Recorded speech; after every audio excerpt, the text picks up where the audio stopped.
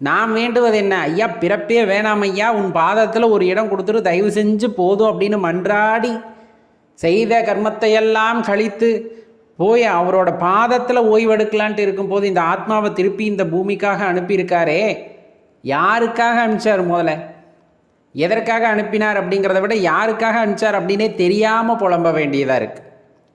காரணமில்லாமல் இறைவன் அனுப்ப மாட்டார், அது வேற விஷயம். இருந்தாலும் யாருக்காக அப்படிங்கிற அந்த கேள்வி ரொம்ப உயர்த்தி கேட்க வேண்டிய கேள்வி.